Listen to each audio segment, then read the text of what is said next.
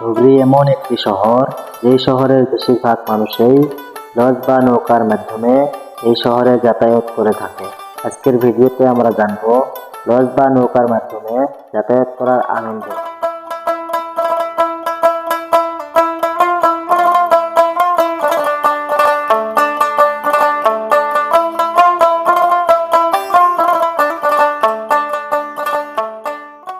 আসসালামু আলাইকুম বন্ধুরা, আশা করি আপনারা সকলে ভালো আছেন। আমি আছি বর্তমান লঞ্চে করে যাব ধুবড়ী।